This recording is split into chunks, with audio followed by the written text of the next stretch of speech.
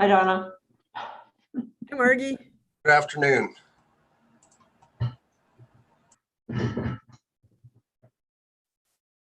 We'll wait a few more minutes. Yes, sounds good. I think we only have 2 board members, so need at least 2 more.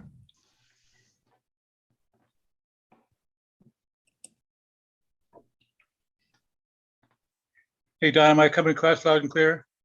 Yes, very clear. Great. Parkinson is taking my speech again. So far, so good. Great, thank you.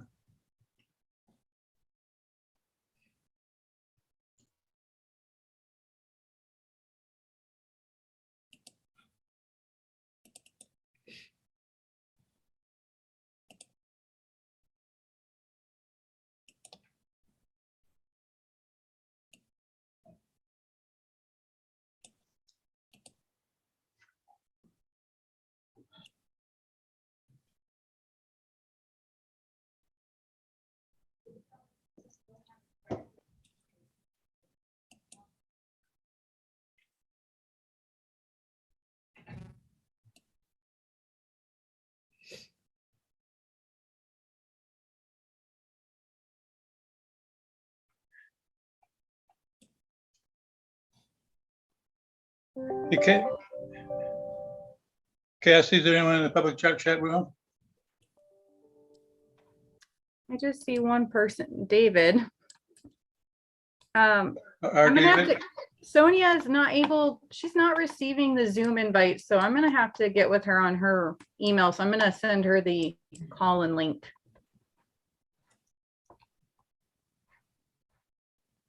And our David? There he is. Yes. I get invited to this thing. Can you forward it to me? I don't have an invite.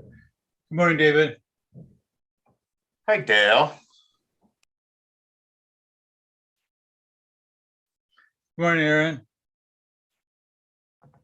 Morning.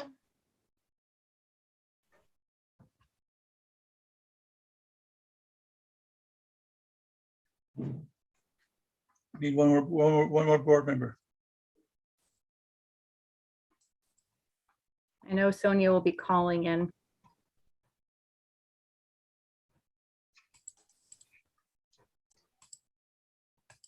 Wendy said she might be a few minutes late.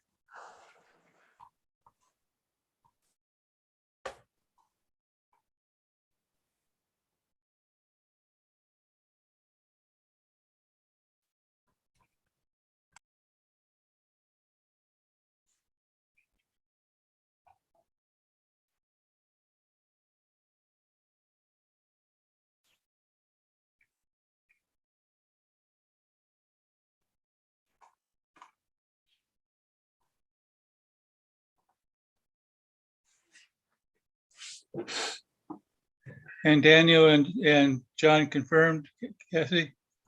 Yes, they did. Good morning, Ryan.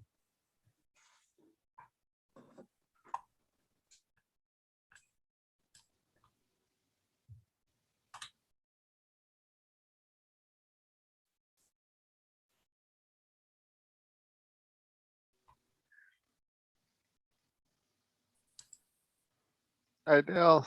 And Margie Morning. and everyone. Good deal.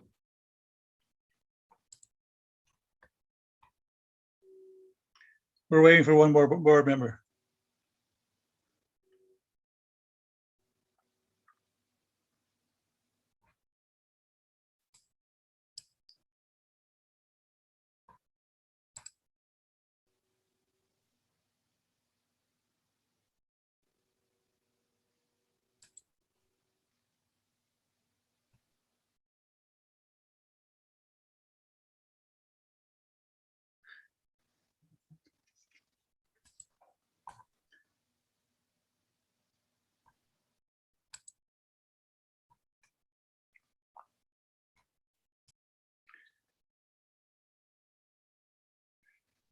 Hey, Cassie, I'm going to call John O'Connor.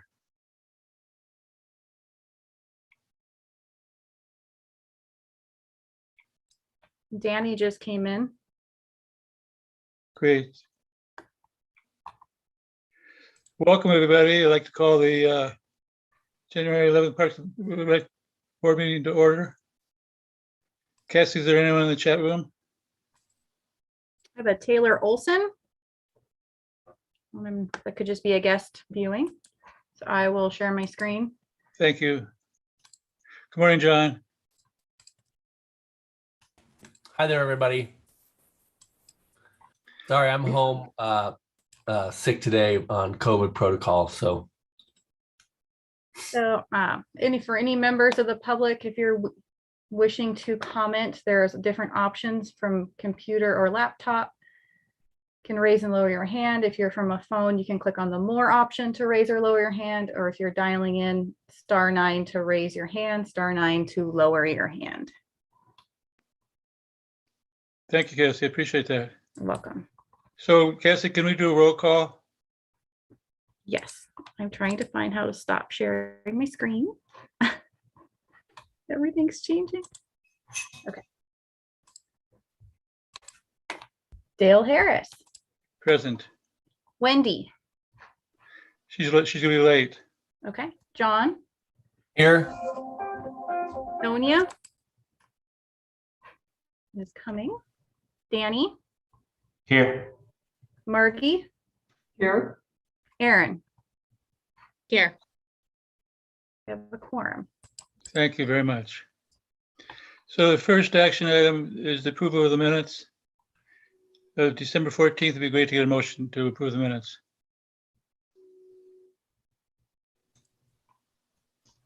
I make a motion to approve the minutes from our December 14th meeting. Is there a second? I'll second the Thank you. approval of the minutes. Any discussion? Any public comments? Hearing none, Cassie, would you call the roll? Cassie, to call the roll, please. Dale, Yes. let's say John, yes, Danny, Yes. Margie, Yes, Aaron. Yes. Motion passes. Thank you very much. Mhm. Any announcement from anybody?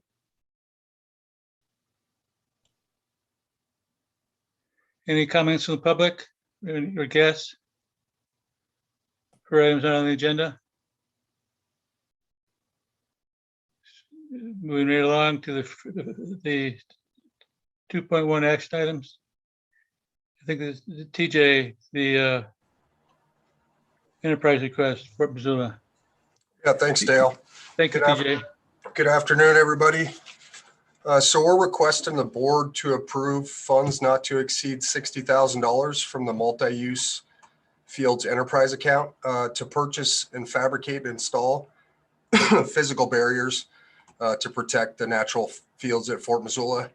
The current balance in this account is just over $133,000 with $66,000 dedicated to Fort Missoula Regional Park. Unfortunately, over the course of the last 2 winters, we've experienced a number of incidents where vehicles have driven down on the fields, the natural turf fields, causing significant damages.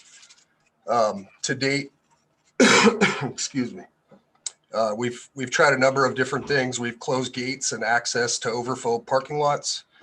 We increased law enforcement patrols, hired private security to no avail.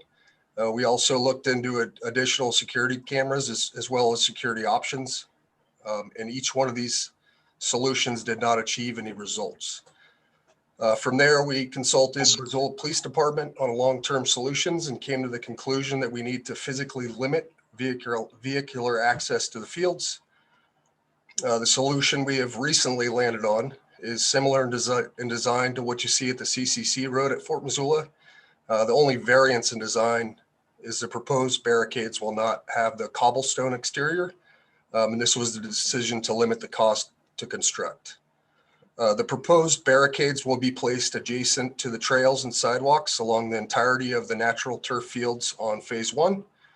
And lastly, I would like to mention this request is supported by the Turf Working Group, who tasked us to find a solution to the vandalism that was occurring on these fields. Thank you, TJ. Be great for discussion to get a motion on the floor, please. Dale, before motion, may I ask one clarifying question? Absolutely. Thank you. TJ, will you please repeat that last part? Did you say that the barricades will go the entirety of the fields? Is that the 3 sides that already don't have fencing around them? That's correct. So we're looking at placing them adjacent to sidewalks and trails, where it makes sense, where we have natural barriers such as signage or benches or trash cans. Obviously, we wouldn't be putting anything there. But anywhere where we have weaknesses where vehicles can access the turf, we'll be placing those in those locations. And these barricades, you said, will not have the cobblestone on them. Will Correct. they be cement construction? What will they be? And are they more or less expensive than large rocks? They will be concrete construction. I got a quote from Missoula Concrete to fabricate those, and we're looking at staining kind of a red tent, so they match the Fort Missoula theme a little bit better. Any other Thank questions? you, TJ. Any other questions for TJ? Hearing none, be great to get a motion on the floor, please. I move the Missoula Parks and Recreation Board approve up to $60,000 of the multi-use field enterprise fund to be used to secure the fields at Fort Missoula Regional Park. Is there a second? I second the motion. Thank you, Margie. Any other discussion? Any Th- comments? uh, This ahead. is John. I just would say the reason I went ahead and made that motion is, although I wish we didn't have to do this, and I think it might take away from some of the aesthetics of the fort, especially with no cobblestone on it. I think it's absolutely necessary. The fields are really beloved by the community. There, we have a lot of issues where people are wanting access to the fields, and if this vandalism continues, then it will just, negatively impact the fields at the fort. Thank you, John. Any other discussion? I have a question for TJ. Is there any indication of is it a specific group that seems to be, or people that seems to be in doing the donuts and everything around there, or is it hard to even tell where? I mean, because I know there's a high school right across the street. That's why I'm wondering. Yeah, Yeah. it's hard to say, Margie. One would venture to guess that it could be relative to high school activities, but this has occurred a lot of the times on weekends. Oftentimes we've seen it on Friday and Saturday nights. Over the last 16 months, we've worked pretty closely with the police department, and they haven't indicated anything that would bring them to believe that it's the high school or related to the high school. So I can't say that definitively. Okay. I'd like to add, just so you're all aware, the first 4 years, we had no issues to speak of in this area. It seems to me, and this is anecdotal only, to be a pandemic a related issue. I think there's some free time and some pent up energy, and we have a lot of fields in town, and from time to time, one or more will get hit. Generally, we're able to either catch them or it just simply stops. It does follow CPTED, crime prevention through environmental design behaviors, where until the individual or individuals are caught or move away from the area, the behavior continues. And at this point, the costs incurred are just becoming overwhelming when you consider also the impacts on spring use. Thank you, Donna. Welcome, Wendy. Welcome, Sonia. Any other discussion? Any comments from the public? Hearing none, Cassie, would you call the roll, please? Dale, Yes. Wendy? You're on mute, Wendy. Yes, sorry. John, Yes. Sonia, You're on mute, Unmute. Sonia. Oh, there you go. Yes, I am here finally. yes on the agenda item? I'm sorry.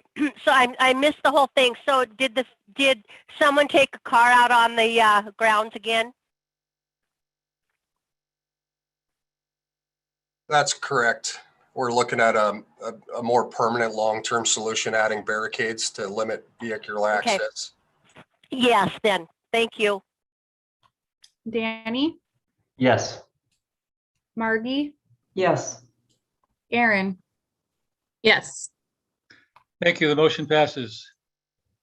The next action item is the enterprise request from Ryan Applegate. Ryan, you're up. Hi, thank you all. Yeah, this is a request to expend up to $7,000 in transportation enterprise fees to offset anticipated fiscal year 22 vehicle maintenance expenses. This would be up to 7,000 based on actual vehicle maintenance expenses incurred. Background information, we started to divert a small amount of program fees that were for programs that used vehicles into the enterprise funds with the idea of helping us to offset vehicle maintenance costs associated with the recreation fleet that were incurred or are a consequence of using our vehicle fleet for these recreation programs.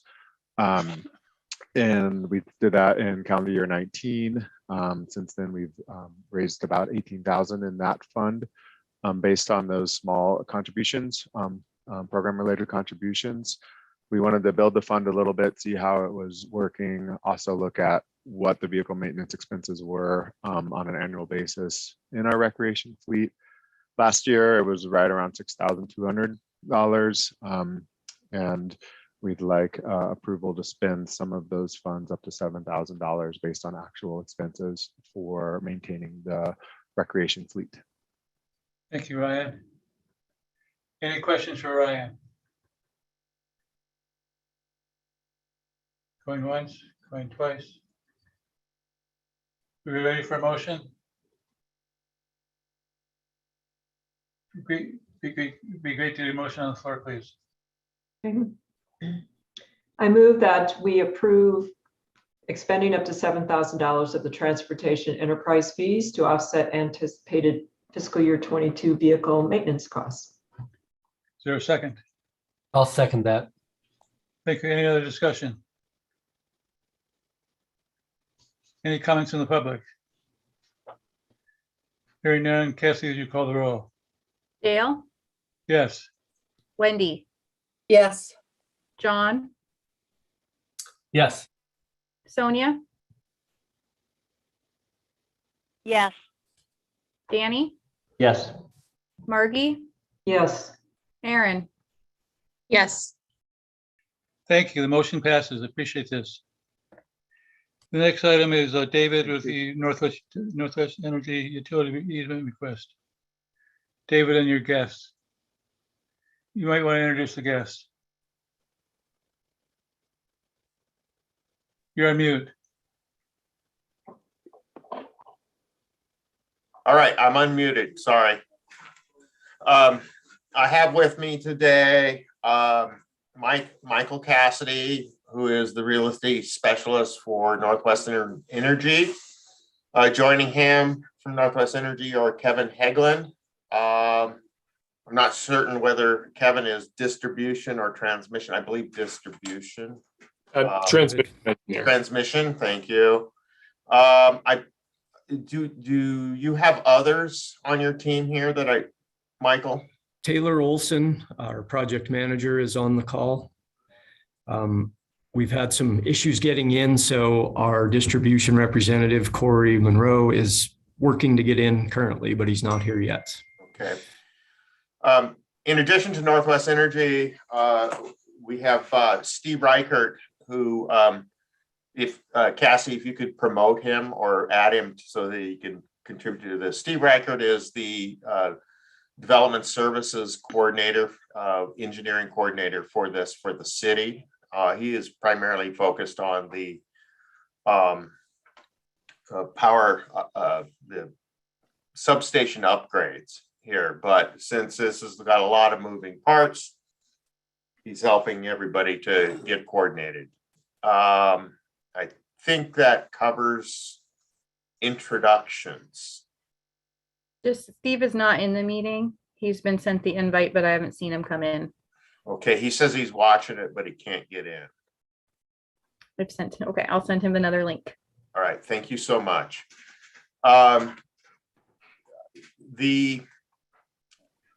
Yesterday at 3 o'clock, we had a meeting on this with Public Works, the sewer utility folks, and we've had to make some adjustments. And those adjustments continue to run into challenges here, and I'm going to try to share my screen here in a minute. Bear with me, please. Out of the staff report, the downtown substation is located off Patty Street, right adjacent to Caris Drive and the East Caris properties. The original request was to provide a new easement for what they call the Russell and Reserve lines. And that's shown on this westernmost line here.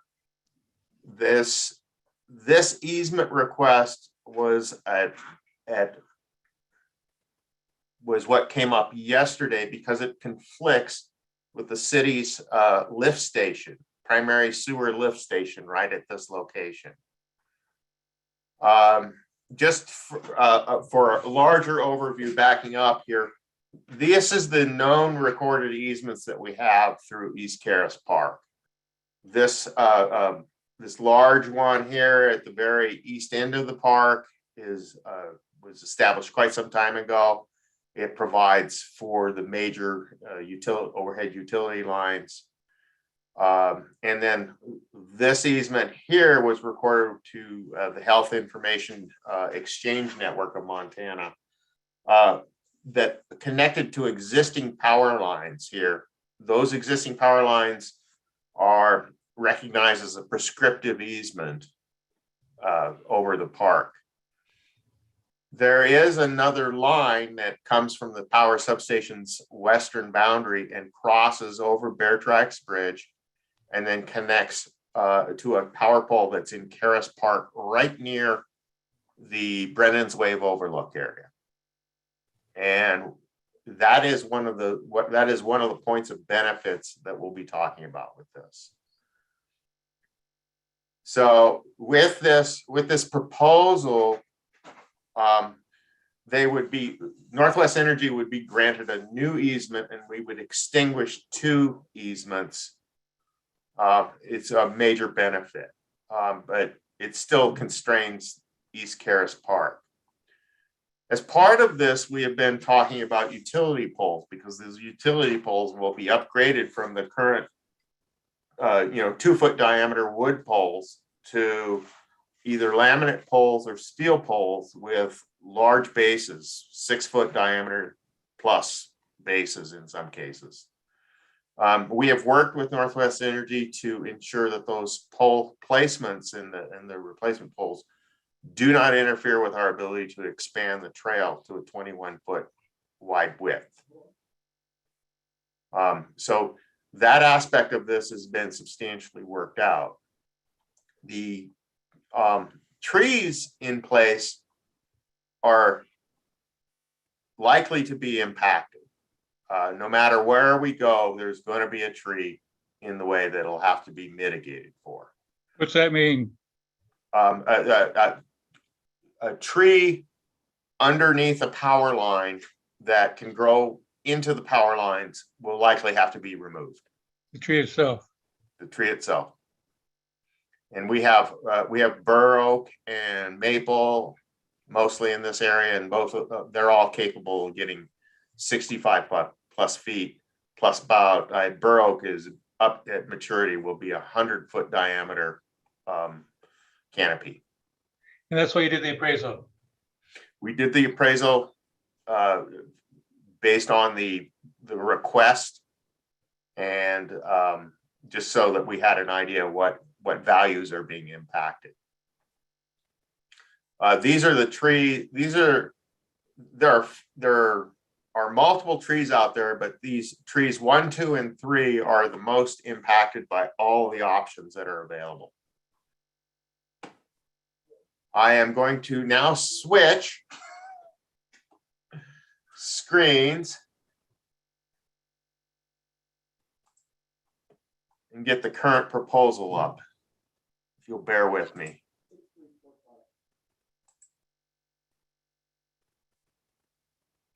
Oh, this is important. The recently adopted downtown master plan for East Caras is reflected here in this drawing. It would basically provide for open space, expanded trails, a direct access to the fish sculpture, future trail connection between the bridge, Beartack Bridge, and the North Trail, and then enhanced sort of a multi-use hardscape space for within the parking lot and transition to the park. And then this represents the existing sewer lift station facility. Our goal is to work through this to get to the best fit solution with new wires. One of the major benefits is that this line coming from the substation across to this point here will be eliminated, and that will significantly enhance, I think, the views out of Caras Park proper. East Caras, though, will be affected by concentrating the lines.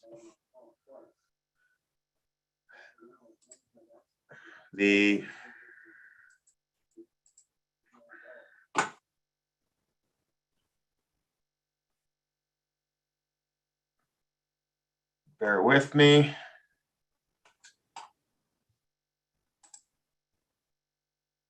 There are currently 2 proposals out there. I have to switch screens, so you'll excuse me.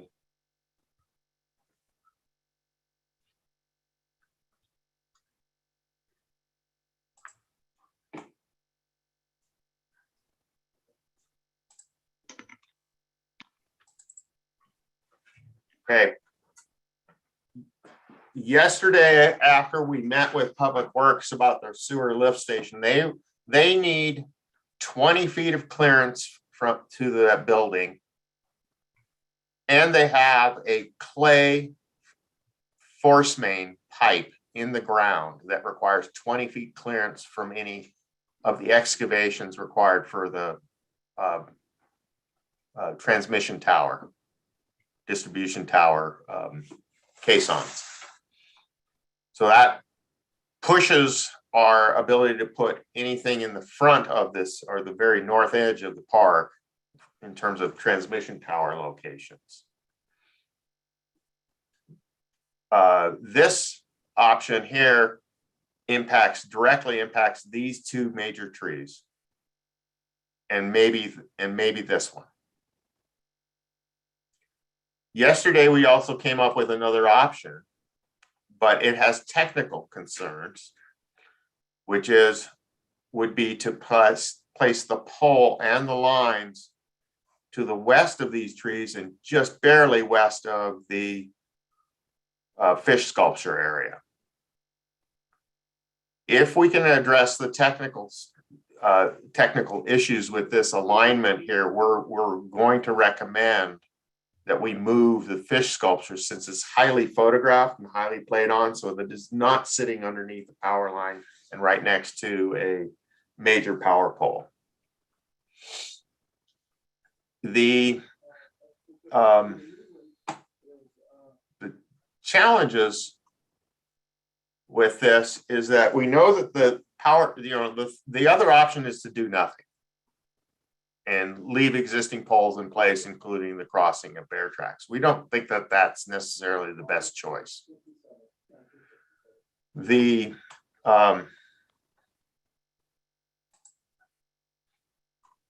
motion has changed as such. And I'm gonna, as soon as I can find that. David, if you want to stop share, I can bring up the motion. Okay, I have it here. Okay, go ahead. Can everybody read it? Yep. Okay. And I want to summarize this because there's a lot of information that is still applicable in the staff report, but the bottom line is Northwest Energy is moving into this to provide for consistent delivery of services, add capacity for community growth. They have agreed to install an art wall around the downtown substation, enhancing the aesthetics. They will be doing pole upgrades, which will eliminate guy wires in the park, in the parking lot. And this would remove overhead power lines through Caris and crossing the river in the vicinity of Brennan's Wave, probably one of the highly photographed areas in the community. Unfortunately, the request through East Caris has a lot of technical and physical challenges, including varying degrees of conflict with our existing public infrastructure, the sewer pump station, the underground sewer line, high value memorial trees, and the existing fish sculpture. And so finding an optimal solution that meets the goals is the challenge. And to that end, we think that we would encourage the board to approve the grant of a new easement to consolidate their lines for that westernmost line. But we would ask that you give us the authority to negotiate with Northwest Energy to finalize the easement location and mitigation measures, in addition to the recommended conditions that are in the staff report. And that we would then secure those commitments and final alignment and send that for council review and consideration. The criteria that we would propose to use for final siting is to look at tree health and the overall benefit of each tree. Some of these trees are in conflict with the existing infrastructure, but we have no idea how much they're in conflict. Utility access. There is no formal access right now to the pump station, and that will become that could become something that we can deal with the fish sculpture, moving that around for the adopted master plan. Also, which of these alignments best supports the adopted master plan and protects our existing assets, including the art sculpture. And then, of course, we want to consider the user experience, whether it's enhanced or at least not significantly reduced. And to that end, we would ask that you consider a revised proposed motion here, which is highlighted in yellow. And staff requests that you recommend to mayor and council approval of overhead utilities and subject to conditions outlined in the staff report, and yet to be determined staff negotiations with Northwest Energy to find a final location of an easement that's best fit with related mitigation measures to cross the parklands. I want to note that we are coordinated right now with Parking Commission, Ian Ortlieb, and that whatever we do, we have to make sure we're coordinated with Public Works to avoid that. With that, I would ask that you give Michael an opportunity for Northwest Energy to discuss and then ask questions. Thank you, David. Mike? Go ahead, Michael. Thank you, everybody, for your time today. I would just like to kind of highlight everything that David mentioned as far as benefits to the area. While the structures are actually larger than the ones that exist, it eliminates the need for the guy wires. And so the overall encumbrance would likely be smaller than what's existing there today. We believe also that the elimination of the line that crosses Higgins and through Caris Park and over Brennan's Wave is also a huge benefit to that area overall. We are, aware and sympathetic to the trees in the park. And we realize that's an asset for the city as well. And, we're striving to work with David and the others to ensure that we can come to the best possible resolution there, in consideration of the trees, the art, and everything else that's involved there. So that's all I have. Thank you, Mike. Kevin, do you have any comments? I would make a few comments, just kind of more on the specifics of what we're doing there. So currently in Karis Park there's actually 6 transmission poles and 5 guy anchors. Those would be combined into 2 transmission poles with 0 guy anchors. So that like ground encumbrance that would be seen in that area should be noticeably less. We'd be basically taking 4 individual crossings of the Clark Fork River and pushing them kind of onto 2 alignments. So that's kind of our goal with this, is just to kind of clean this up, try and push everything to one area to really concentrate. We do need to cross this river, so we figured crossing it and kind of concentrating the crossing into one area would be a cleaner approach on that. I do have just maps if you wanted to see where the existing lines were and kind of what that would look like, if that's something that would help to look at right now. Thank you. I'd like to see that. Okay. Let me share 1 second here. John has his hand up, Dale. Go ahead, John. Yeah, just a quick question while he's pulling up those drawings. David, is there a time element here that requires us to do something today versus waiting until you've already negotiated the placement of the easement to vote on it then?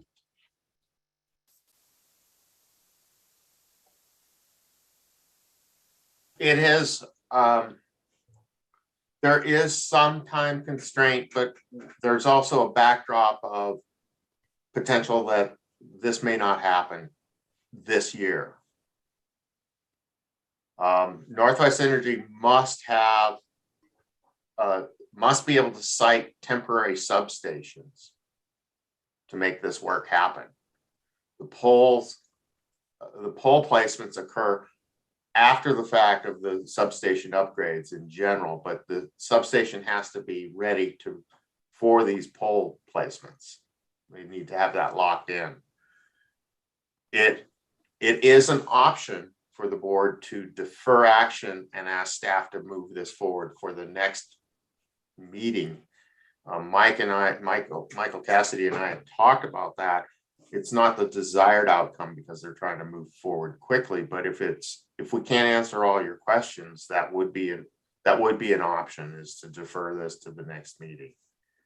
Thank you. In the meantime, that's why we provide some guidance as to how we would approach this if you prefer to kick this on to council.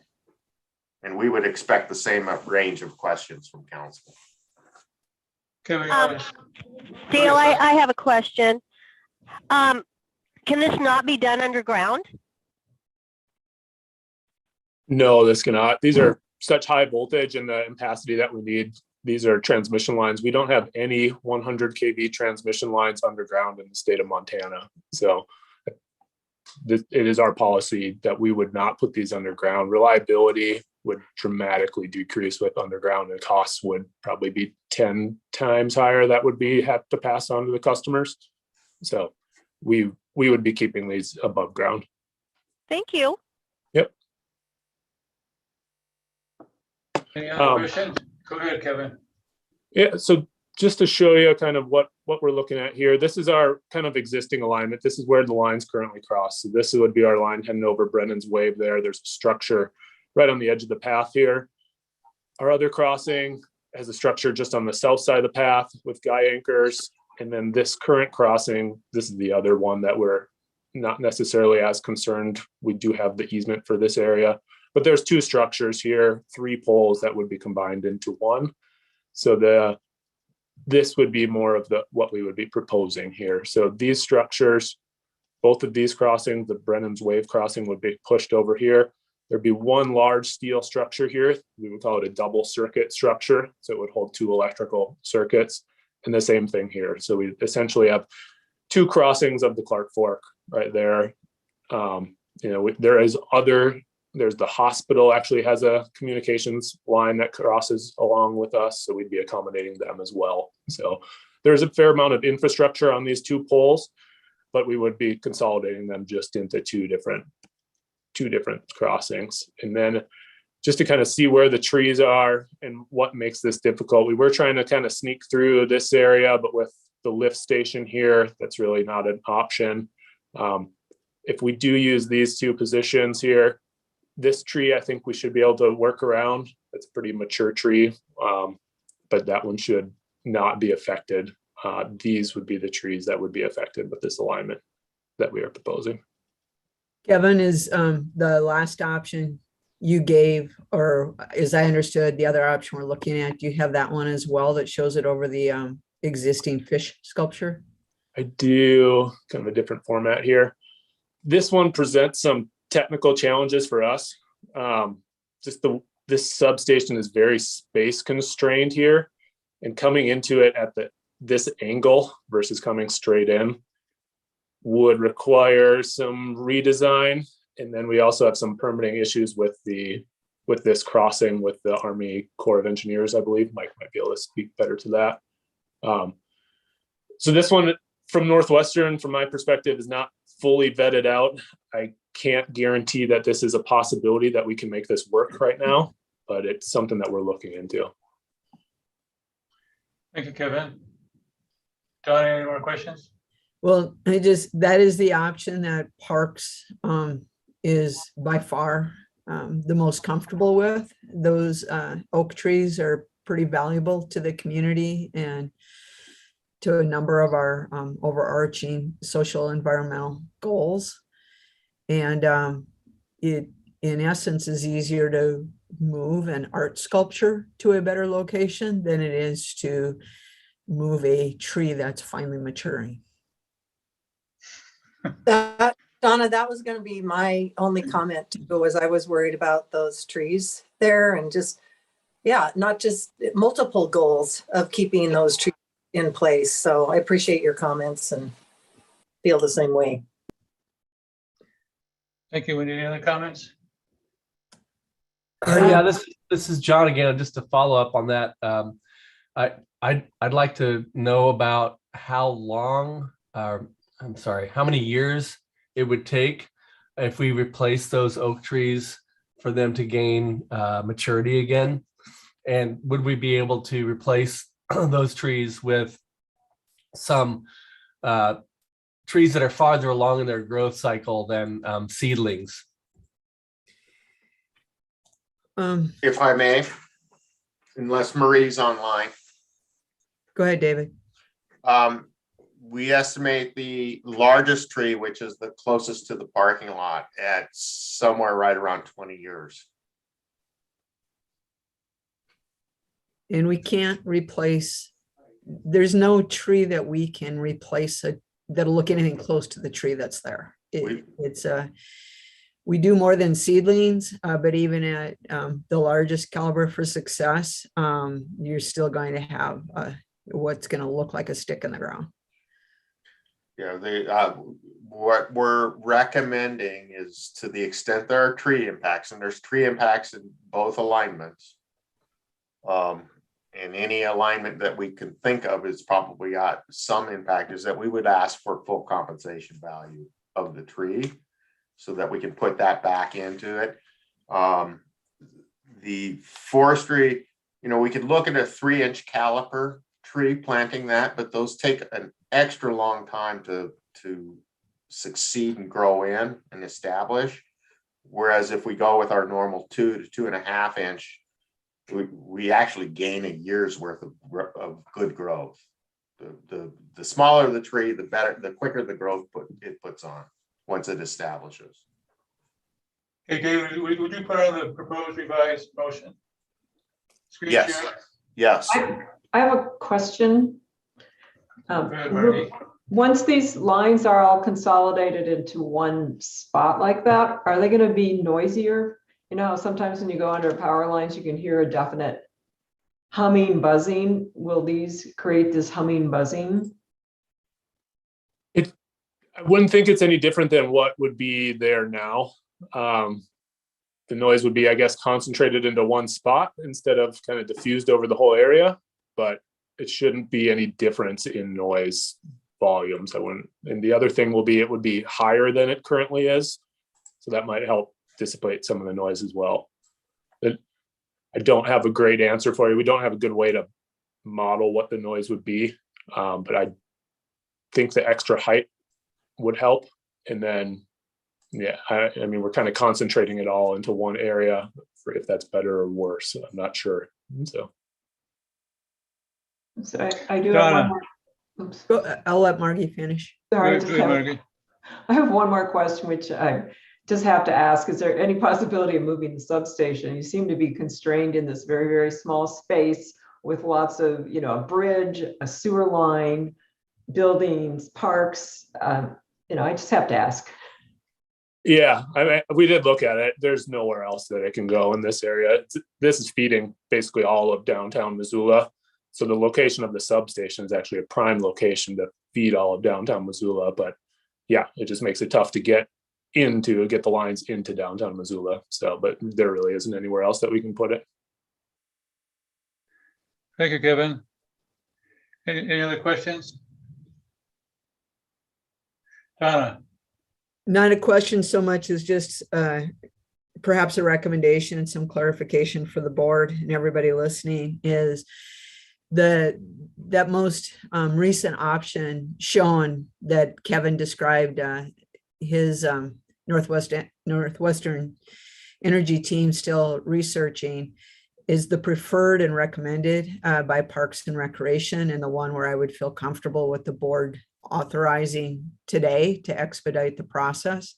The reasons I feel that way is the design would allow us to move the fish sculpture to an in-between space. One of my concerns with having major power line over and a power pole right next to the fish sculpture is it tends to be one of the busier play areas in downtown Missoula and one of the most photographed art pieces in Missoula. Interesting how often you'll see photography students or families, parents shooting that feature.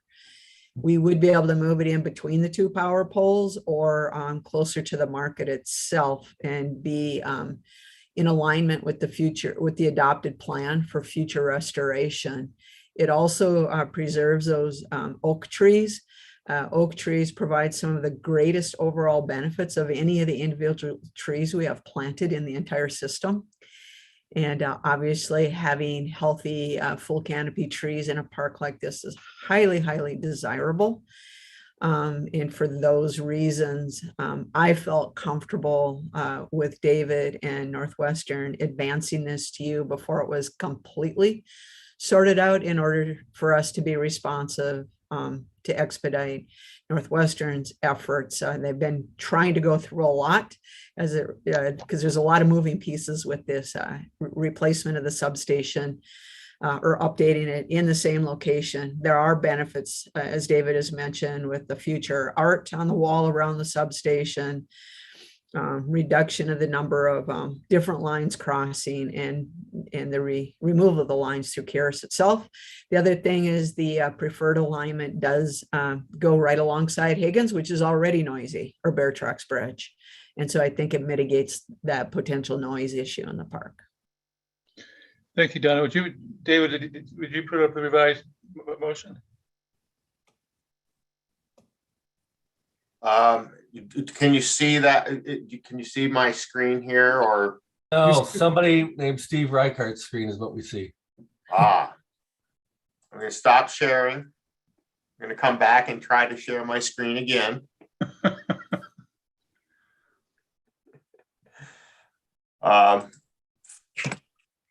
Now do we have the motion highlighted in yellow? No. Nope.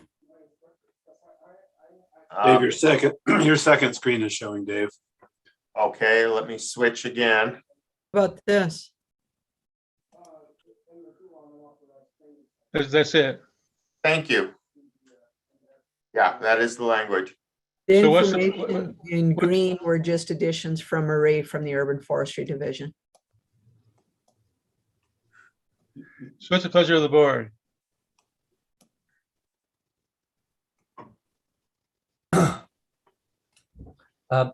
This is John. I'll go ahead and make the motion.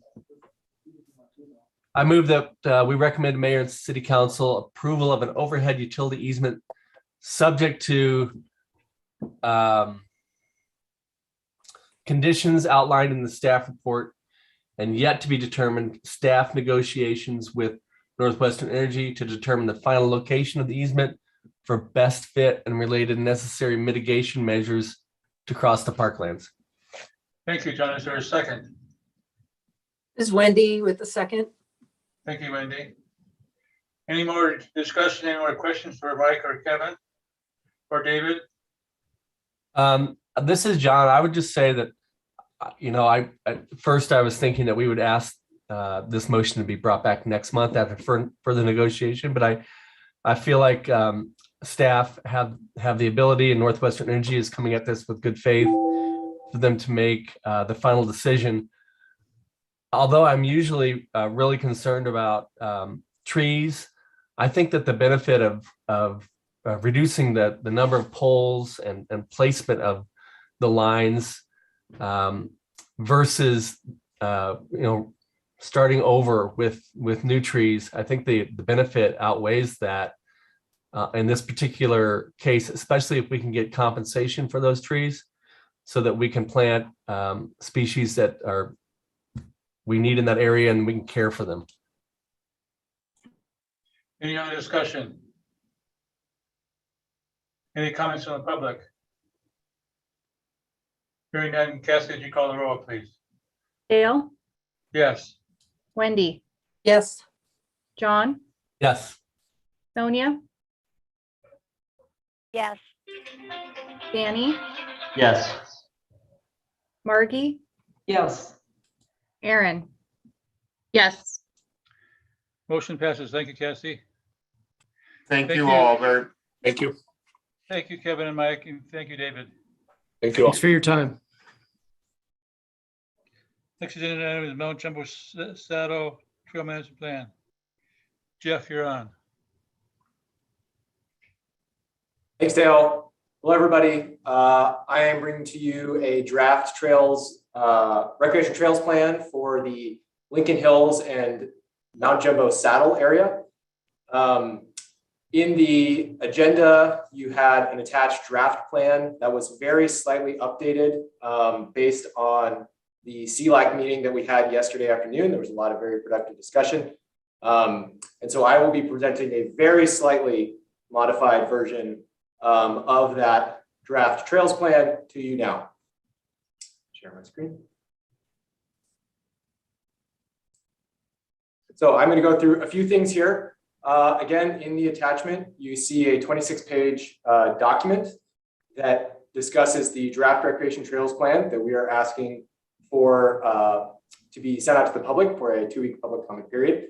I'm going to present a small background on why this planning effort is happening, and then what the preferred alternative as recommended from CLAC is. So I'm going to skip ahead here.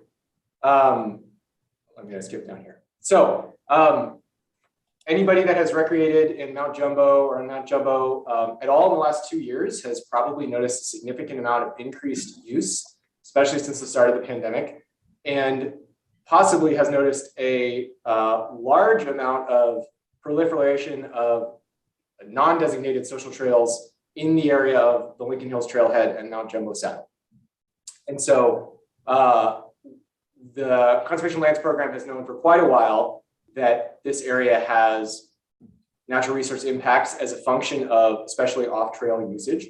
And this year we decided to go forward and plan a essential redesign of this portion of the Mount Jumbo trail system. In an effort to not bite off more than we can chew, and I think that's a very smart thing to do, we worked internally and got feedback from CLAC on developing standard operating guidelines as to sort of subdivide our large park preserves. And so the map you can see, oh, that was too large. The map you can see before you represents 7 defined trail management units within the Mount Jumbo Park Preserve. And the area that we are talking about today is the Jumbo Saddle unit, shown in purple here. And the way that we went about defining these units is based on a number of criteria, including any seasonal closures. For example, you have the north and south zone elk closures on Mount Jumbo that open and close at different times. You also have portions of the mountain that stay open year round. So for example, the US West Trail and the Lower L Trail. And then additionally, we know about different management issues, right? So whether or not these trails meet our adopted trail standards, whether or not they exceed max grade, whether or not there are erosional issues, as well as the presence or lack of sensitive resources. And so from that, we went forward and again, sort of internally divided the Mount Jumbo trail system into these manageable, bite-sized, what we are calling trail management units. And so for this trails plan, we are discussing the Jumbo Saddle unit here. However, we are also taking into account the connections from the trails in that unit to the adjacent units and the landscape at large. So once we developed those trail management units, we went through a prioritization process. And this was looking back at our all of the collected data we had on trail status and condition, starting with a system-wide inventory in 2015 and updated over time. And of the trail management units on Mount Jumbo, those 2 that had the highest priority were the Jumbo Saddle unit and the Backbone unit. And you can see those shown in red here. We have other units where trails have largely, or trail issues have largely been addressed over time, and we have fewer known issues. And so in this case, we are planning for addressing those issues in the Jumbo Saddle Trails Management Unit. Here you can see a zoom in on the current authorized trail system.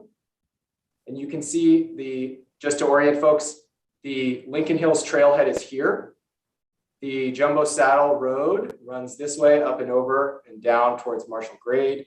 And then this is the Backbone running to the south. The reason why this unit is prioritized is purely because of this map, the presence and proliferation of non-system social trails, and subsequently the impacts to sensitive natural resources in this area. We have other units like the Backbone, for example, where we exceed max grade, we're experiencing erosional issues, and we have social trail proliferation.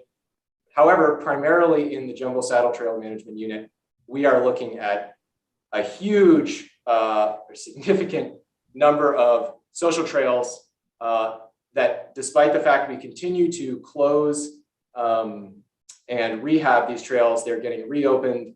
You'll have a trail gets closed, somebody walks in a social trail 10 feet to the left of that closure, unfortunately. And so these Band-Aids have not really been effective at addressing the resource impacts in this area. In addition to that, there's a social trail you can see highlighted here in blue that actually trespasses onto 2 separate private parcels as well as Lincoln Hills HOA common area property. And so to address all of these issues, we determined that a larger process, including a public planning and review process, was needed to sort of reimagine the trail connections in this area. To go back up here. So in the draft trails plan, this is similar to other recreational planning documents that the Conservation Lands Program has produced in the past. We have 4 sections, including a project introduction and overview, very general. We have very clearly stated management goals and objectives for this planning process to decrease the impacts to the natural resources and wildlife habitat quality, social trails and off-trail use in the area, and minimize impacts to these values from any new trail construction, to increase overall user enjoyment and decrease user conflict on trail, to address adjacent private property encroachment and trespass issues where present. So we have very clearly stated management goals and objectives. This was discussed with CLAC, both in the October, then again in the December and January meetings yesterday. And we have I'm going to scroll down here, a draft trails plan that I will review very shortly to present to you as recommended by CLAC last night. So this trails plan, we feel, and I believe CLAC feels, addresses those management goals and objectives through intentional planning and trail design. It minimizes impacts of social trails to natural resources by creating logical trail connections, both within and through the Jumbo Saddle Trails Management Unit. It also intentionally constructs trails to our adopted trail standards, thereby minimizing erosion, improving sight lines on all trails, and allowing for varied recreational alternative experiences in this area. So in this document, we have a narrative discussing sort of what the preferred alternative entails, including actually a summary of impacts. So this includes the mileage of trail that would either be newly constructed, adopted and upgraded social trail, or system or non-system trail that is closed and restored. And here is the preferred alternative. For reference, I'm going to. Can I interrupt you, Jeff? Yes. How many alternatives did you have? So we initially discussed 4 in the December meeting, but those alternatives, and I have that in this document, those alternatives represented a range of potential, basically deviation from the current status quo. So we had alternative A, which was a very minor change, and we had alternative D, which was a major change, including complete restriction or separation of uses between pedestrian only, including the potential designation of a bicycle only trail. The staff recommended alternative that we brought to CLAC yesterday was essentially right in the middle. So it was somewhere between alternatives B and C and represents what we feel to be the best balance of natural resource protection and conservation, as well as providing valuable recreational opportunities within the system. And so, Wendy, I have a question too while you have that yes. map up. Can you show again, I got a little bit lost on where the trails are, the 2 that are encroaching on the HOA or private. Can you point those out again? Yes, let me scroll up. And actually it might be scroll down. So let me show you this trail. So this is the current system. And this faint yellow line here, which people affectionately refer to as the Wild Ground Trail because it connects to Wild Ground Lane. This is what is encroaching onto 2 separate private parcels as well as Lincoln Hills HOA common area. Okay, got it. Thank and you. then you can see, sorry, go ahead, Dale. Where's the parking lot? The parking lot is right here with the little trailhead symbol. Got it. And so, yes, individuals are connecting from Lincoln Hills Drive up to this portion of the system. And, you know, my understanding is that this connection has been there for some time. The upper portion of this is an old road grade. However, it has drastically increased in use. And a lot of people are connecting from Wild Ground Lane and from Lincoln Hills Drive up to the saddle via this connection, as well as utilizing many of these non-system trails that the Conservation Lands Program has actively closed and restored. Great. Shown in light pink here. Thank you. And so I wanted to show you what the current system looks like now. Again, both the presence of authorized trails as well as non-system trails shown in pink versus what we are proposing here. And so let me very quickly walk you through the changes, which I'm going to show on the next slide. Clancy very nicely put this sort of a change detail together so you can see what would be new trail construction, what would be either an adoption or update, and what would be closed trail. And so what we are proposing is essentially an extension of the Sound of Music trail, which extends from the Jumbo Saddle up to the FWP property boundary, all the way down to the trailhead. That would replace the existing very steep trailhead connector here, shown in pink, and would provide a continuous user experience, shared use user experience from the property boundary on the north end all the way down to the Lincoln Hills trailhead. We are aware that this trail, because it is close to the trailhead, may experience quite a bit of congestion. And so constructing the trail in a way that drastically improves sightlines and varies widths to account for those areas of potential congestion, we have the ability to do that as we would be constructing this from scratch. In addition to that, we are proposing what we're calling the Ponderosa Meadows Trail here that connects from the trailhead all the way down to the intersection of the Tivoli and the Backbone Trail. This is a highly used social trail at this point that does not currently meet standards. We would be adopting specific alignments of that and upgrading sections that do not currently meet standards.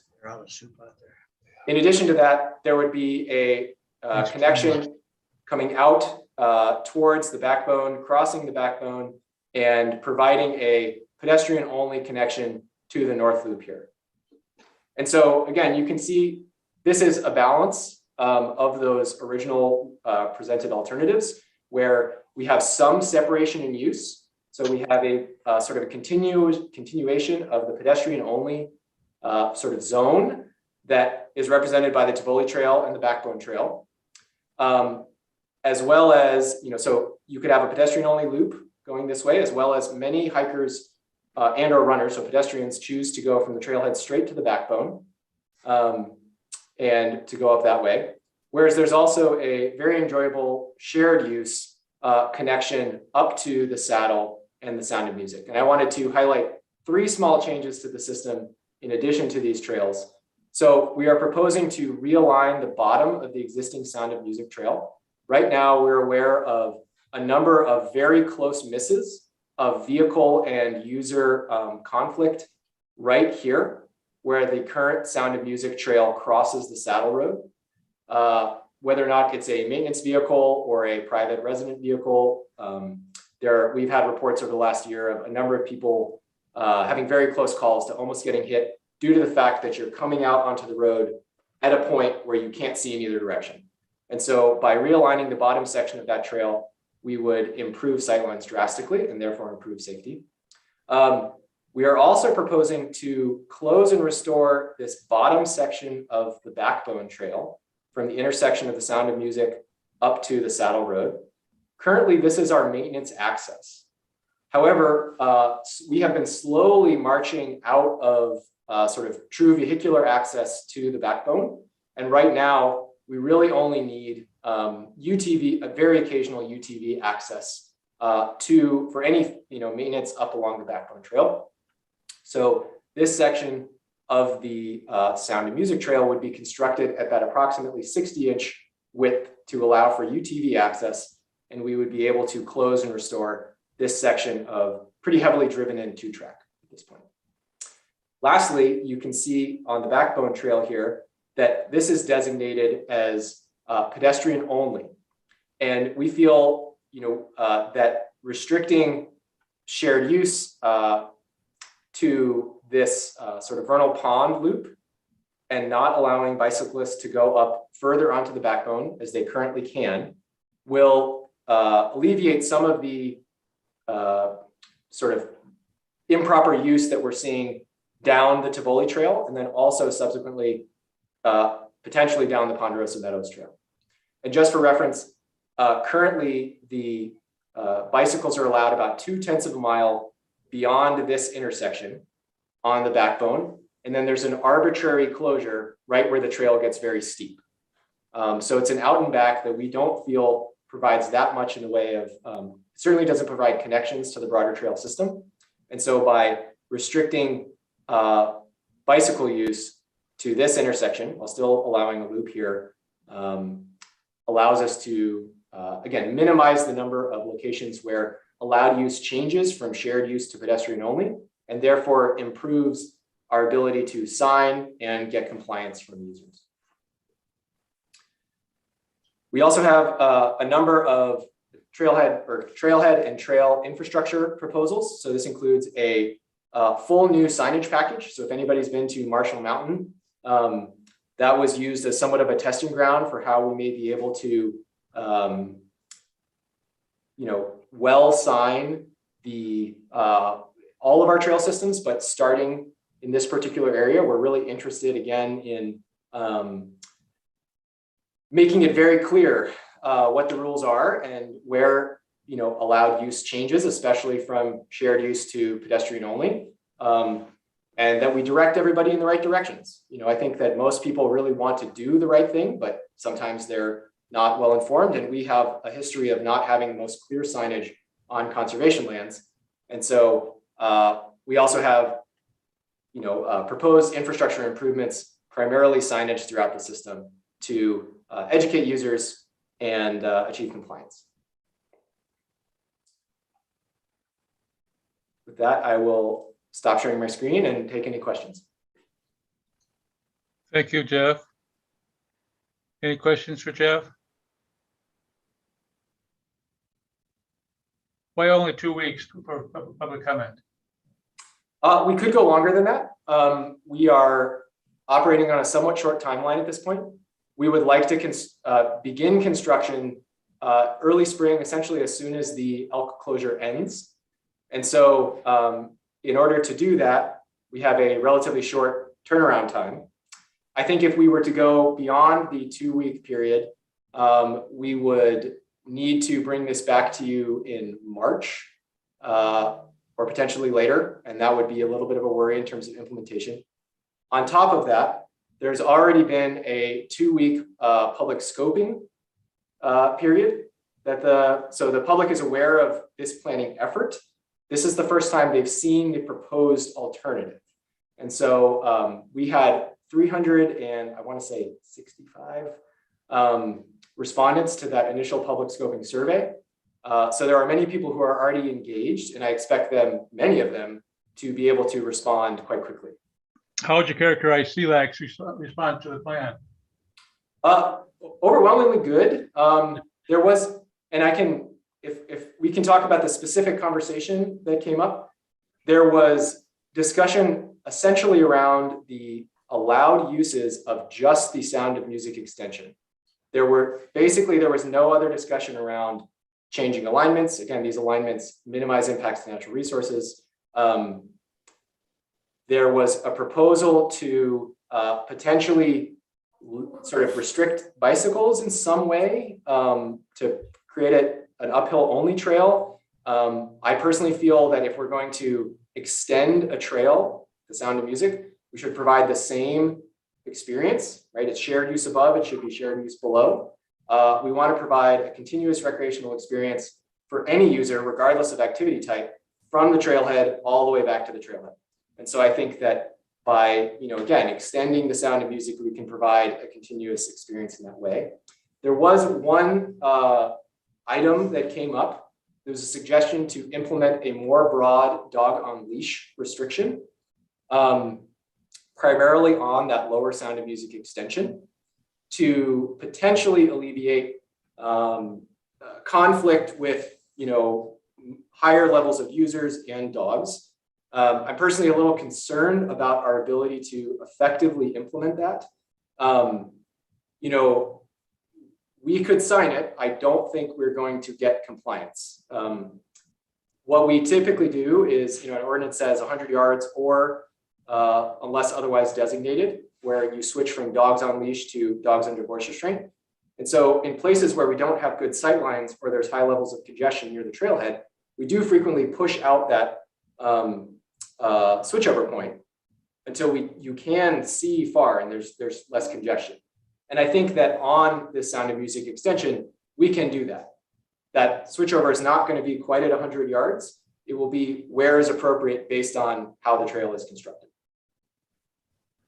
Any questions?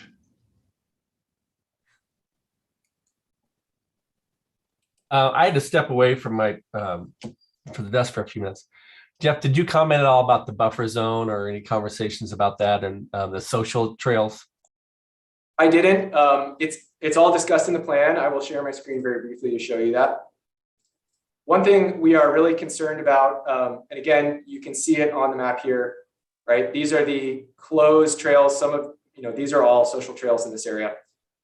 Designating a property boundary and wildlife habitat buffer zone.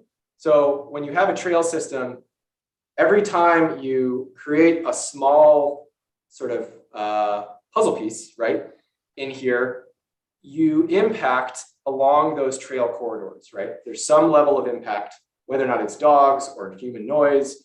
And so we feel very strongly that, one, to keep people away from the adjacent private property boundaries is important, but also to create a buffer zone where wildlife can move through the wildland-urban interface unimpeded by trails is quite important.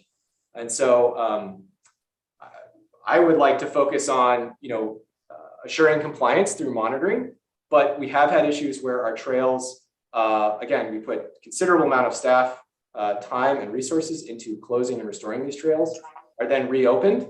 And we're putting together methods by which we could collect data and move towards enforcement if necessary. The goal would be compliance through education and signage. Thank you for reminding me of that, John. No, thank you. Hey, John, do you have any comments about the meeting yesterday? The people that are a part of CLAC are smart, well-informed, and pretty passionate about their different viewpoints. So there was great discussion. And like all important decisions, there was some questions about, oh gosh, have we had enough time? And Jeff pointed out, and I agree with him, that CLAC has been discussing this for several months. Members have had information on these changes for a long time. So I feel comfortable about the decision that was made yesterday. There was a request to consider another alternative from Mountain Bike Missoula. I understand their perspective. I support their efforts, and I think they're a good partner, and I want to continue to try to recognize them and work with them. But in the end, I feel good about this compromise alternative that's been approved, and it was approved unanimously. Thank you, John. And just to add to that, again, we did receive a letter of support for the alternative D, which included a mountain bike specific trail.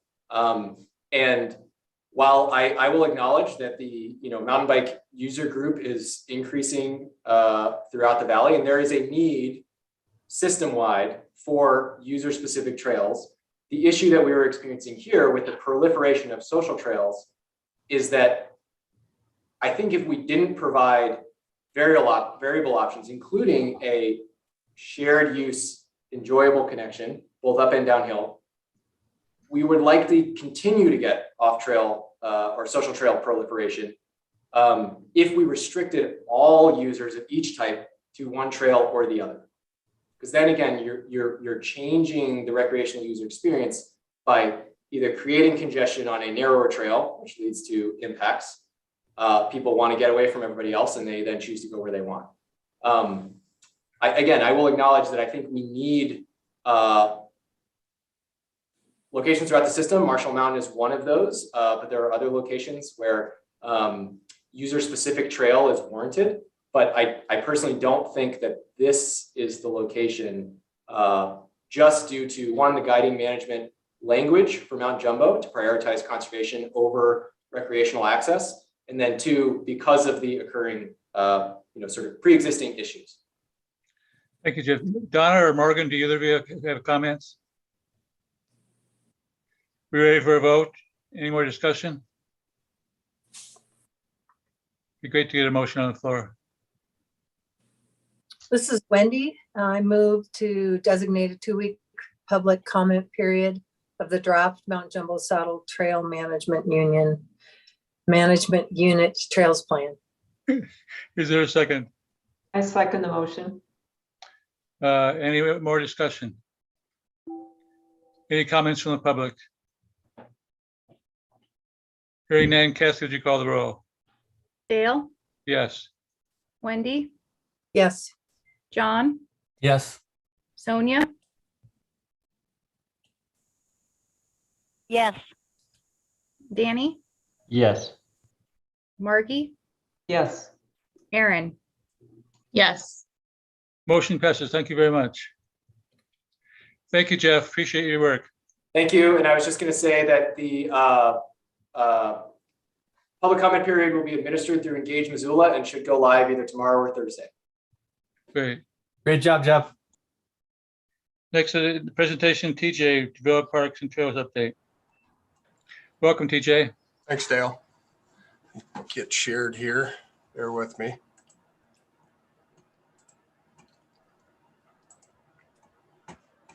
Everybody see my screen there? Yep. All right, I realized I forgot to introduce myself earlier. So good afternoon. My name is TJ Machado. I'm the Develop Parks Trails Superintendent.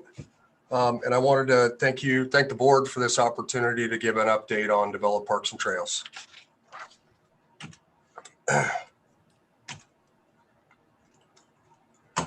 My mouse is not working, bear with me. There we go. So just for review, Develop Parks and Trails consists of approximately 55 parks from 1 acre to 160 acres, approximately 10 bridges and 200 crossings, over 30 miles of greenways and trails, over 52 acres of landscaping, over 450 acres of developed parklands, including Fort Missoula Regional Park, and over 200 acres of irrigated turf, and service to over 70,000 citizens and countless visitors. So our topics for today will include project highlights, staff projects, highlights related to Fort Missoula Regional Park, some of our successes, challenges and opportunities, future goals, and then a conclusion, and take some time for questions.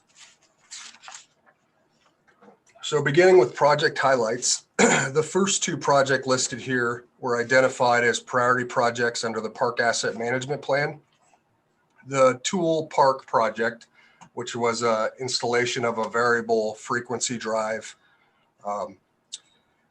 This technology allows us to utilize our water budget more efficiently. And then the second project here, Bonner Park well pump, that well pump was over 20 years old. It was actually a recommendation from one of our staff members as a kind of a deal with something before it breaks kind of a thing. So we ended up replacing that well pump before we had challenges like we did at Franklin Park this year with the well out there. Moving on, the seal coat at Fort Missoula Phase 2 was a pavement preservation project. The turf audit was a comprehensive study of the use of the natural turf fields and maintenance practices scheduled. We found that use has increased significantly. Therefore, we adjusted the annual maintenance calendar, acquired additional equipment, and are in the process of adding labor resources. Similarly, over the course of 2021, we held multiple facilitated meetings with representatives from various user groups. This resulted in a series of recommendations that we are working on implementing.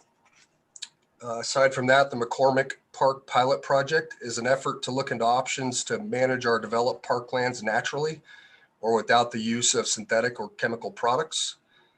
We began this through a grant with Healthy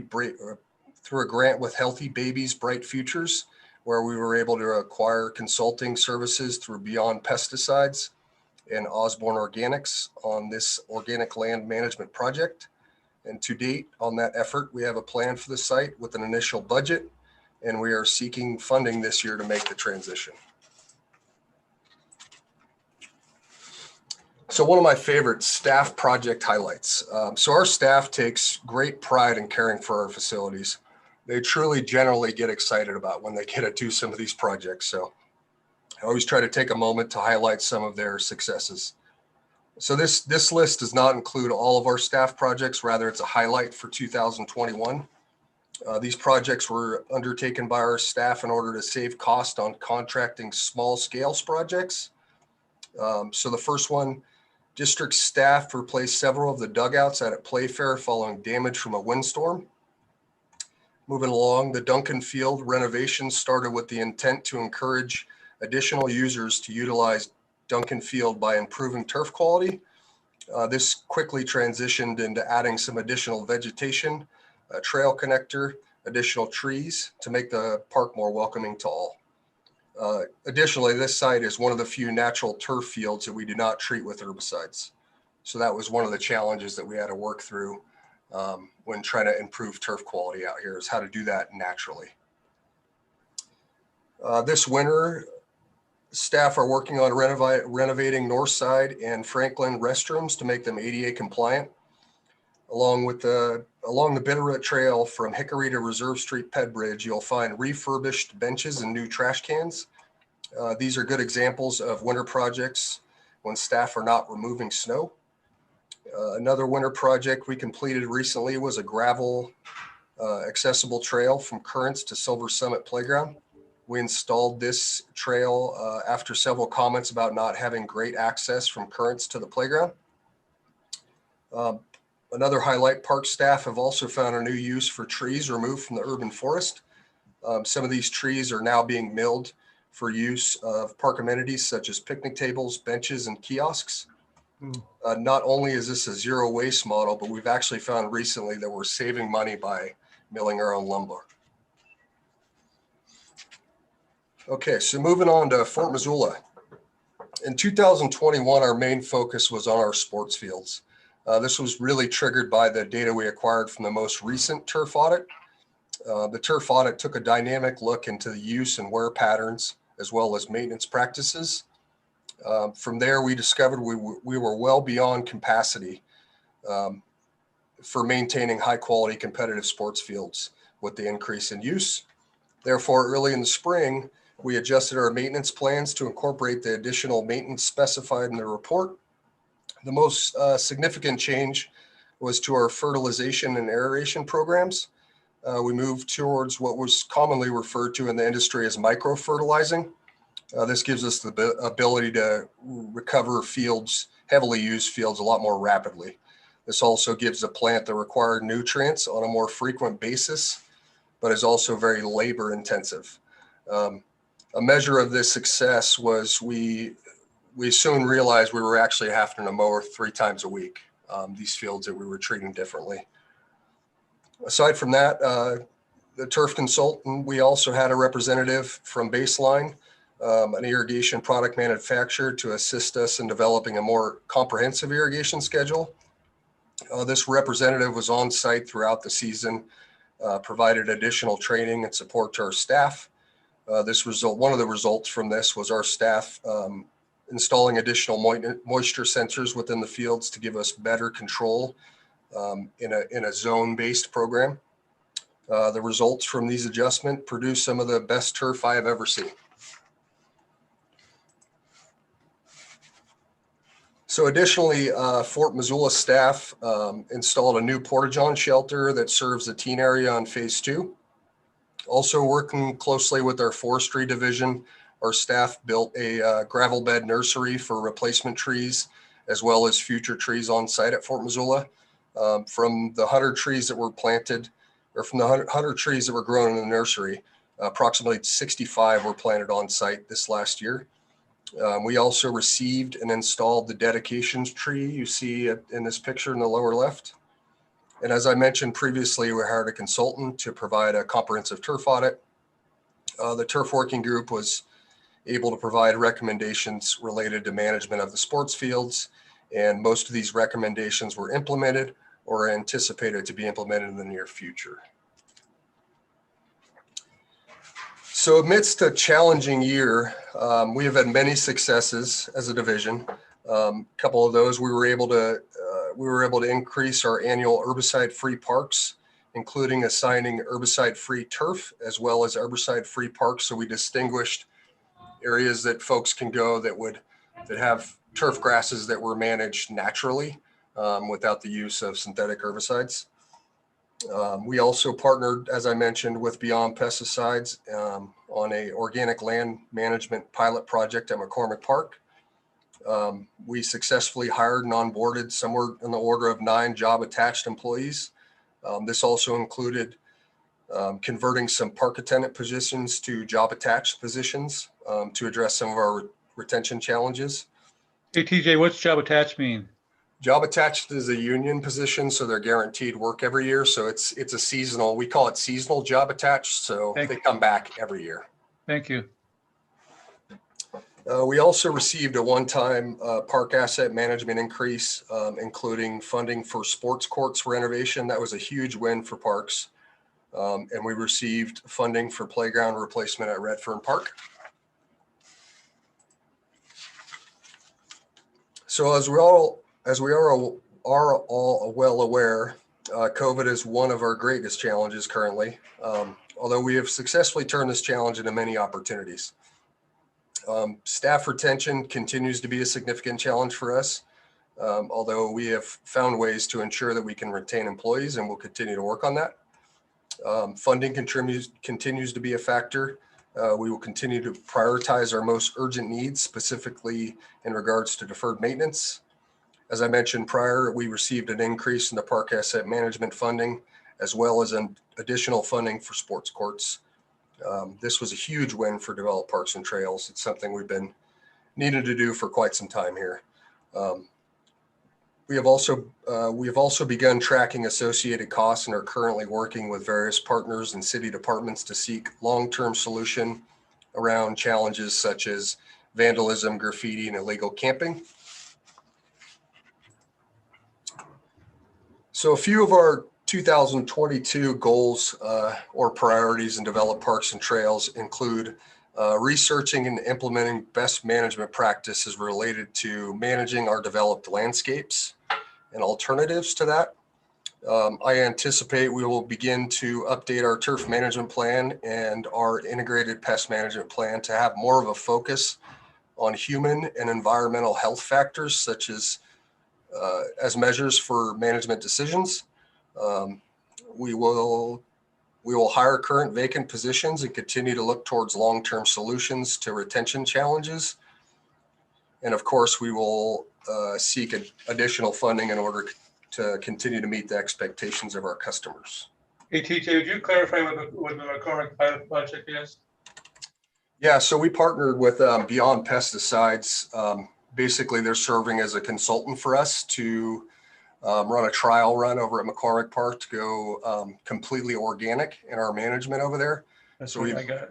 Yeah, so we've kind of taken it a step further, rather than just designating McCormick Park as an herbicide-free park. We're trying to better understand the science around managing that site for the various reasons organically. Thank you. Okay, so in conclusion, our focus will continue to be on maintaining facilities to meet expectations of our citizens with a focus on deferred maintenance. We will continue to be resourceful and creative in our approach. And I think that ends it. Is there any questions? Thank you, TJ. Any questions? Hey, Dale, this is John. I just want to make a comment. TJ, you didn't mention it, but I think you deserve a lot of credit for your interactions and participation in the turf management working group. That's a difficult task to try to please everybody and make sure our facility is maintained for the benefit of the entire community. And I want to recognize you for your efforts in that and being willing to listen and being willing to also seek out new solutions. So thank you for that. I appreciate it.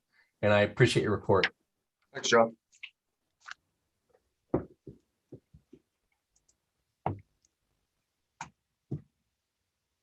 I'm going to stop share here. Thank you, John. Dale had just one thing to add. Go ahead.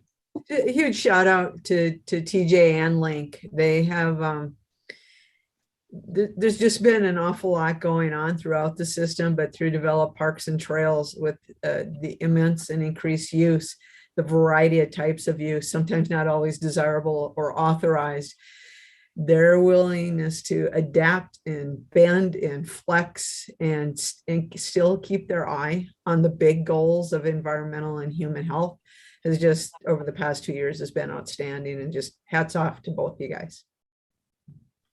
Thank you. Any more questions for TJ?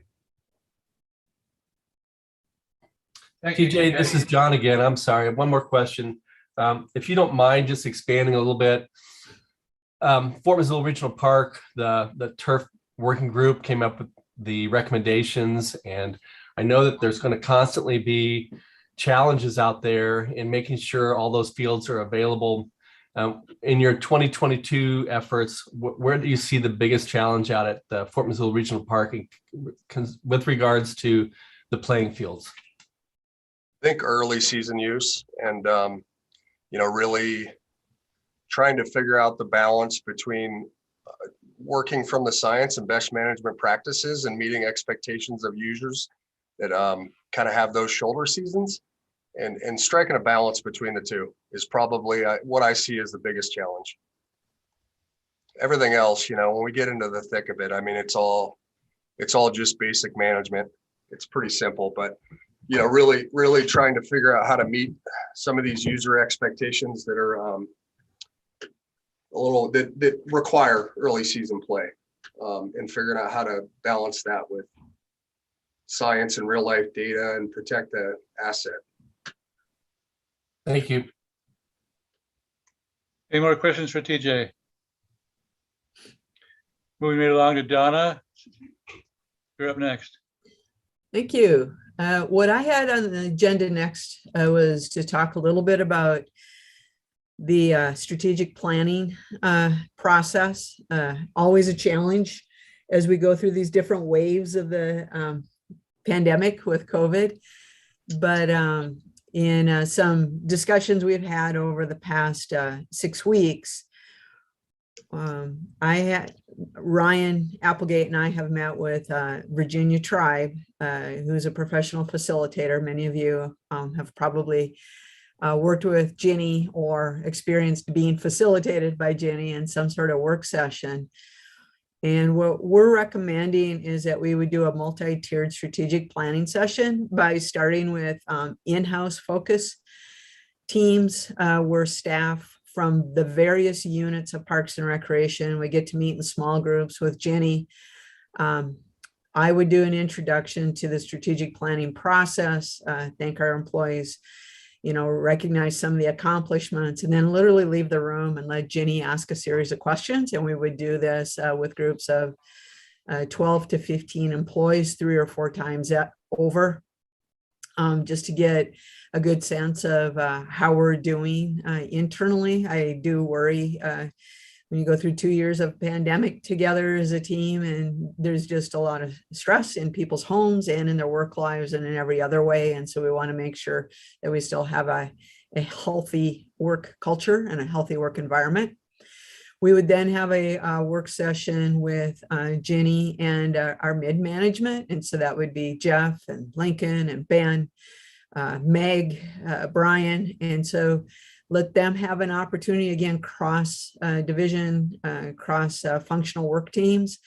It helps us better understand our greater mission. And I think with the way Ginny facilitates work sessions, will come out will provide us some good information. And then she would meet with the management, senior management team. And then we would schedule a meeting with the park board to share with you the outcomes of the staff strategic planning and take a look at our current park board strategic priority plan expired this year. And so we feel like there's been enough things that have happened without reiterating all of them, but between pandemic and health and justice, equity, diversity, and inclusion, and understanding of climate and politics, that we really want to revisit the whole plan. We don't think the strategic goals are off, but we may have very specific areas we want to focus. And that would allow the board and the senior management team to work together. At the same time, I think, and I'll let John speak to this, that Friends of Missoula Parks is interested in also doing a session with Ginny. And at some point we might want to, I would like us to bring Friends of Missoula Parks and our park board together to more closely, to better understand. I mean, what I'm hearing for Friends of Missoula Parks, and I know, I suspect John knows this, but the name or the reference to Friends of Missoula Parks is coming up maybe 4 times a week for me now in outside meetings, which tells me that Friends of Missoula Parks has an amazing reputation. And maybe at a point where, they're looking to find ways to expand their capacity, because right now they are all volunteers and probably the busiest volunteers on the face of the small planet here we call Missoula. And so have limited ability and yet massive demand, and aligning what FMP is doing with what Park Board is doing, along with the mayor and the city council, because Ginny just completed in December facilitating work sessions for the senior leadership team of the city, which is all of the major department heads and the mayor and CAO. It seems like aligning all of those things, seeing where they're not quite in alignment, why not? In some cases, that's okay. But how do we focus limited resources and pressures and stressors on all of our partners, all of our advisory board members, and then move us forward? There's one last component, and then I'll stop talking about strategic planning and let you have the conversation. I wanted to, Danny's here today, and I wanted to thank him for coming back to help us make sure we have a quorum and a knowledgeable board of 7. We are working on replacing his position. Danny is staying with the Open Space Advisory Committee, but we now will need an additional Park Board member. And I would like to get that person on board before we do our strategic planning with the Park Board. And also we need a member of this board to fill the Park Board's seat on OSAC, because Danny would no longer be on both. And so we can talk about that later, but I think it's part of our strategic thinking. And then I'll just leave it open, maybe refer to John. He can share more on FMP than I can. Sure. Thanks, Donna. I'll just say that FMP voted unanimously to engage and be part of this process. As Donna mentioned, we are at a reflection point. The organization has always been really good at working on small projects behind the scenes, getting things done, and then just moving on to something else. It was originally started by a group of people who wanted to get something done for their neighborhood, and they worked tirelessly on that, and a lot of them are still on the board and continue to work tirelessly for the community. So we're at a point where we feel like we could even have a paid executive director, and that person would be busy all the time. And right now we're dividing that up between all the board members. So we're interested in being part of this process, because we think not only could it do some things Donna talked about where we could align ourselves better, but it would help our organization define a pathway for the future. So it was unanimous. We're excited about it. So Donna, do you see the FFP being involved with Park Board and senior staff all together? Yeah, if that's the direction you all want to go. I think there's about, I want to say 9 to 11 members of Friends of Missoula Parks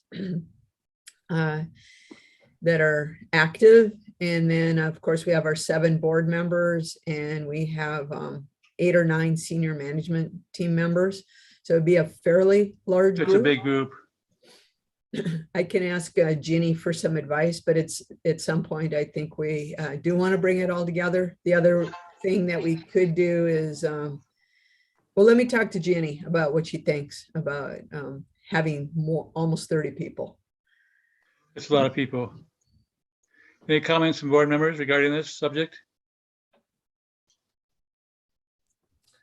This is John. I would just say that if the board feels like that's too many people, I think Friends of Missoula Parks would be interested in engaging with a smaller group of city staff maybe, and doing our own planning, but maybe bringing in some representatives from this board and from city staff to participate with that.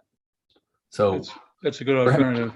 Yeah, we're happy to cling on to this or to break it out. And then what Ginny did recommend, because of the more extensive planning, is that for this board, she asked that you consider maybe 2 half days. They don't have to be during the workday, or they could be an afternoon and a morning, an evening, and whatever. And that we do it in a place, in a location where we can actually gather in person. So I'm suggesting March. Last I heard, don't take this as official, that we hope to peak on Omicron sometime in February.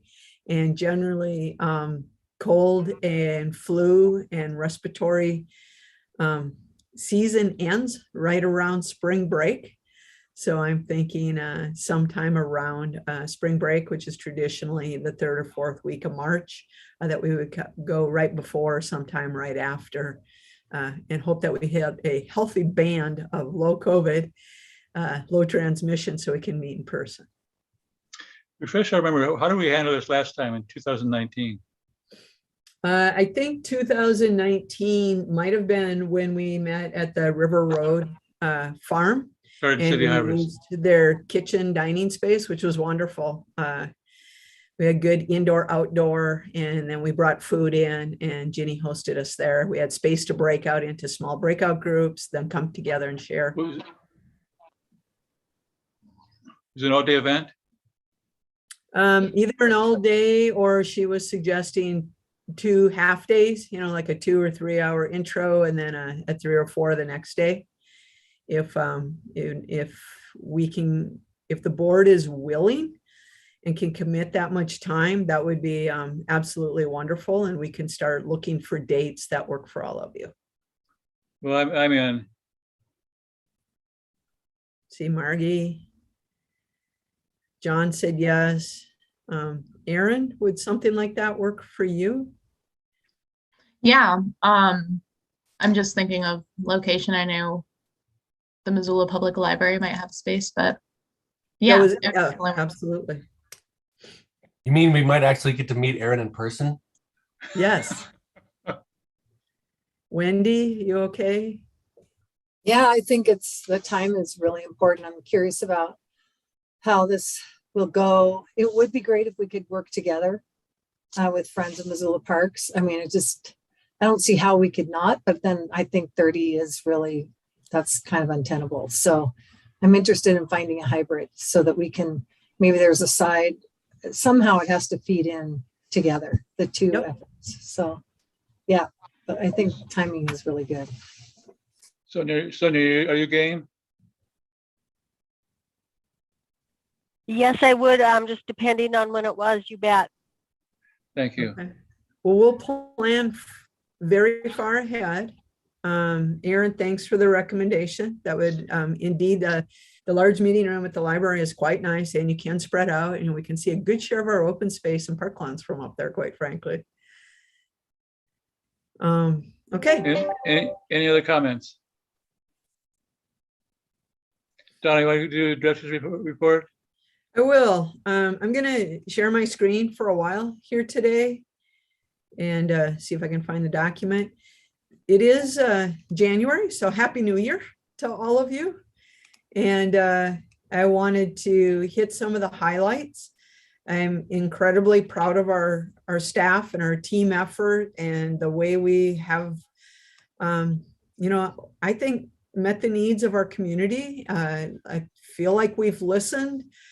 I feel like our team has, held it together, maintained a glass at least half full, if not more, and really, come to the table and more tables than we've ever come to before, whether it's related to environment, climate sustainability, climate resiliency, housing, to homelessness, to neighborhood parks, to high-end sports facilities, and development has been insane. So just going to touch on some of the big ones.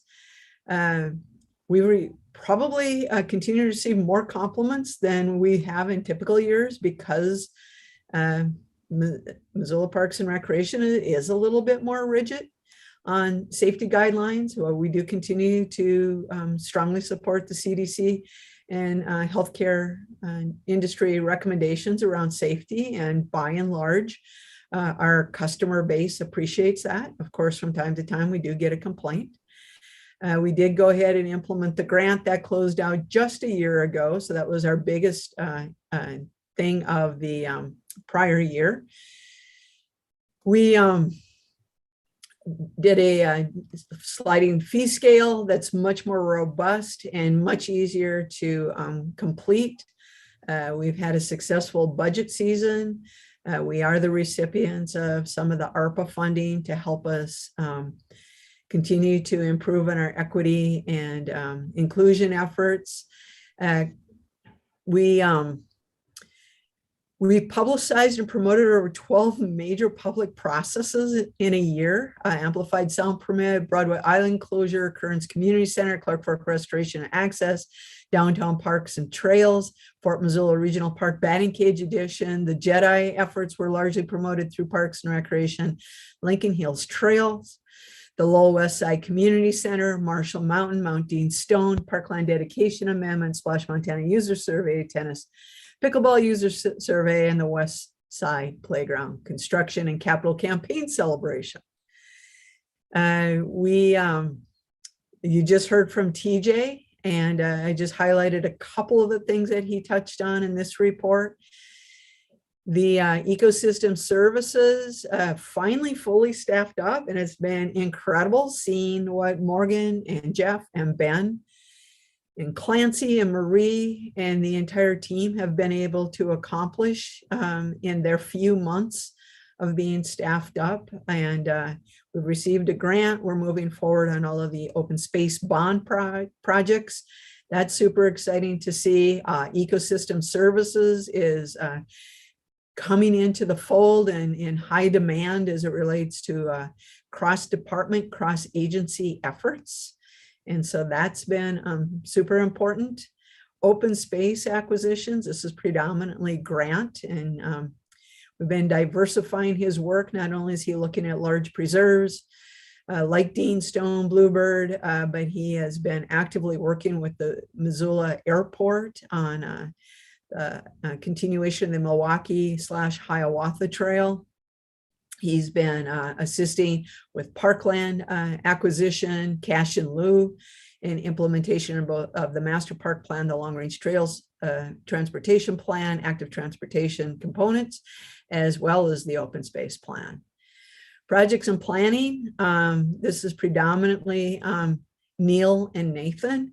West Side Park, we are so thrilled that we met our capital campaign goals. We have brought on a construction manager at risk.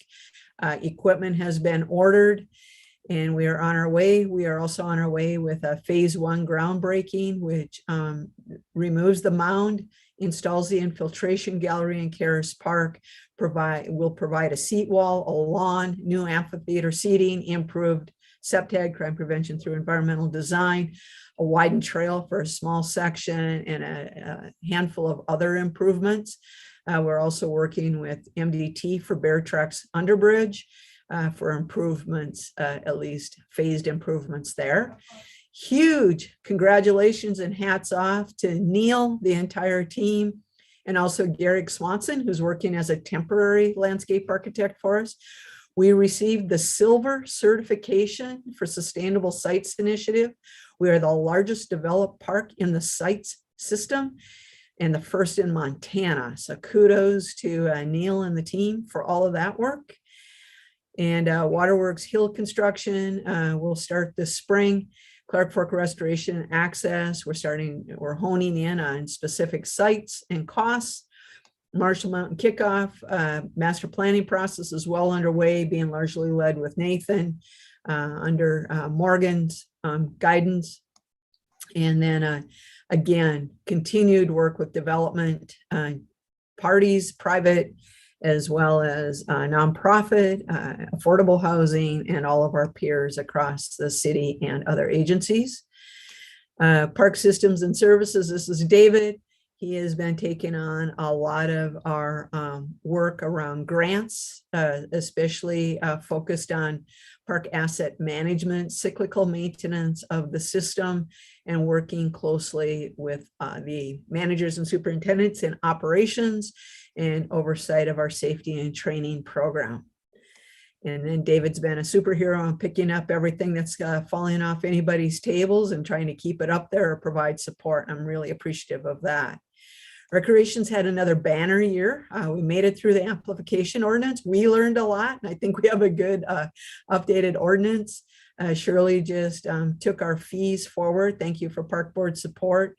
That's moving its way through City Council and should be approved the last Monday of January. We hosted a number of major tournaments again in Missoula. We think that pending COVID numbers are going to be back up to and greater than 2019 numbers in 2022. Hosted a successful senior games here in Montana. Our BIPOC program landed a $12,500, actually Patagonia grant, I believe is what the number should be, unless we got 2 grants. So I'll get back to you if we receive 2 of them. Nope, that was Patagonia. Yeah, okay, I thought so. Thanks, John. That was with help of Friends of Missoula Parks, by the way. Some granting agencies and foundations will only gift a 501c3. So this partnership has been amazing for us over the years, brought in a lot more money than we could have otherwise. Turf Working Group, you've been hearing quite a bit about. Pools continue to be well received. Currents was super busy. Staff said, at least anecdotally, they were starting to see 2019 numbers over the winter break. Of course, those numbers have dropped off in the last 2 weeks again with Omicron. Department-wide, again, I can't tell you how pleased I am with our partners in raising the funds for Westside Park. Raised almost about $2 million. The Parks and Recreation Department, working with the CAO of the city, Human Resources, and other department heads, continue to be leads on the citywide and community-wide cohort around justice, equity, diversity, and inclusion. We also, I am a co-lead on the citywide climate sustainability and resiliency efforts, as well as a member of Climate Ready Missoula with the multi-agency government and NGO Climate Ready Missoula planning. We continue to be a major player with active transportation. And we just completed a very robust CCRC public process, and we'll be bringing that forward to you either in February or March with a recommendation for your consideration. So that's a really quick snapshot of 2021. In February, we will start to bring forward some of what our superintendents and managers see as top priorities for 22. And then we will look much more deeply at that. We want to give you some foundational work as we go into strategic planning, but it's pretty much Pretty a impressive. very quick snapshot. Incredible. Thank you, Donna. You know, I do have one anecdotal Any story, questions or? if I may. One last story. Meg shared with me, you know, we just started the Lowell Neighborhood Center. We were doing the after school program throughout the pandemic. We just opened the neighborhood center this winter, and it's been very limited because of the pandemic numbers.